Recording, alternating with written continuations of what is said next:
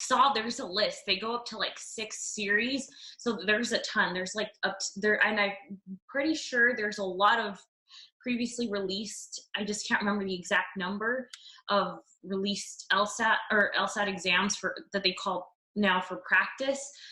I'm assuming that I don't know what that number is really. Like which ones are the best ones to leave for, once I feel like the material's solid, and which ones to utilize as practice to study with. This is actually a particular interest of mine. So I'm glad that you raised this question. One of my favorite things to do, and one of the most popular things I have, are my LSAT study schedules.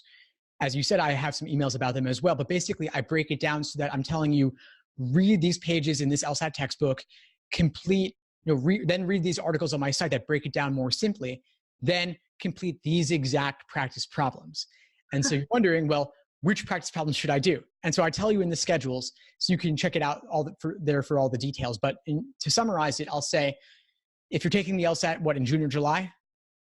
The goal would be July, but I am also scared because the format's changing, so it's different than what I'm practicing. And that was actually another question I had for you, because up until recently, I heard, I decided when I was going to take the LSAT, I'm like, okay, now it's going digital. When we were in the classroom, and I was like, from what I knew, it was always going to be written. So at this point, I think that's a second component I need to also prepare for. Yeah, definitely. Great question. We'll get to both of those. So the first part is you're taking in July. That means you've got about 3.5 months. So you have enough time to do a couple dozen exams. I'd say start with exams 52 to 61 to build your foundation untimed. Then you could do 62 to 71 and 72 to 81 and then 82 to 86. And so 52 to 61, you do those untimed, building your foundation, doing questions by type. I have detailed categorizations on my site and linked in the schedules as well, breaking down game types and breaking down logical reasoning types, and then even reading comp passages as well. And the schedules are not just to say, do ordering games, then grouping games, then combination games. I get into even more depth where I'm saying, do the easy ordering games, then the moderate difficulty ordering games, then the most difficult ordering games, then do the easiest grouping games, moderate grouping, and so on. So breaking down bit by bit, step by step.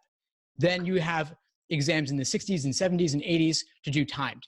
And I would suggest don't do all of them in a row, of course. It's way too many, and you don't have enough time. But also, you want to save some of those newest ones to do in the event that you have to do a retake. Okay. Because a lot of times students will just do everything in the 70s and 80s and then have, let's say they want to retake, as more and more people are doing all the time, but they've already used up everything recent. So maybe out of 60s, 70s, 80s, do only the even numbered ones or only the odd numbered ones. And that way you're saving at least 5 to 10 of those newer exams to do for a retake if you want to go for one in September, October, November. And retaking is more common than ever. And I actually recommend it typically because let's say that your true aptitude is around, let's say, a 155 or a 160, just to make something up. There's a margin of error of 3 points on either end, meaning that if, let's say, you score at your perfect average or even a few points below, just through blind luck, you could do 3 to 4 points better, or maybe even 6 points better, with nothing else in your understanding changing. But obviously, even just a point or two more can make a big difference in your admissions chances.